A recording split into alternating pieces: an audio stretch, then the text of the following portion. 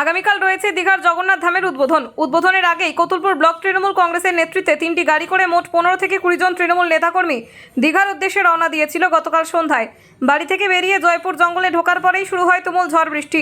Block সভাপতিও আরেকটি গাড়ি পেরিয়ে গেলেও মদনমোহনপুর গ্রাম পঞ্চায়েতের উপপ্রধান সহ 7 তৃণমূল কর্মী ছিল পেছনের গাড়িতে। আচমকায় ঝড়ের দাপটে জয়পুর জঙ্গল থেকে একটি গাছ ভেঙে পড়ে ওই গাড়িতে।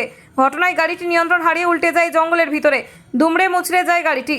গুরুতর আহত হন গাড়ির ভিতরে থাকা উপপ্রধান সহ 7 তৃণমূল কর্মী। তড়িঘড়ি তাদের উদ্ধার করে নিয়ে আসা হয় বিষ্ণুপুর সুপার স্পেশালিটি হাসপাতালে। বর্তমানে সেখানেই চিকিৎসাধীন আহত তৃণমূলের নেতাকর্মীরা। বর্তমানে তাদের প্রত্যেকের অবস্থান স্থিতিশীল, তবে একজনের পা ভেঙেছে, কারো কোমরে আঘাত, কারো আবার মাথায় আঘাত রয়েছে। আমরা গতকাল আমাদের ব্লক সভাপতির নেতৃত্বে মমতা ব্যানার্জি জগন্নাথ মন্দির উদ্বোধনে বেরিয়েছিলাম সন্ধ্যাবেলায়। তো এমনি 29 তারিখ থেকে গাড়ি বন্ধ বলেছিল, তো আমরা রাত্রেবেলা রওনা দিয়েছিলাম। তো এমন ঝড় বৃষ্টি হয়, তো আমাদের গাড়ি সামনে গাছ পড়ে যায়, তারপর আমরা পুরো কন্ট্রোল হারিয়ে যাই।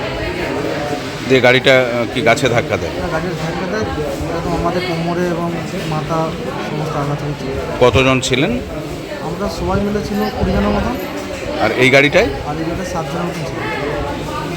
সকলেই কি আহত? সকলেই আহত। তারপর কিভাবে এলেন?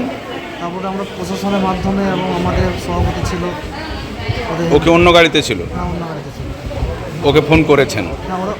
ওরা আমার পাশের গাড়িতেই ছিল। আচ্ছা, মানে একসাথেই বেরিয়েছিলেন? একসাথেই। কটা গাড়ি? 3টে গাড়ি। আর এটা কি শেষের গাড়িটা ছিল? হ্যাঁ।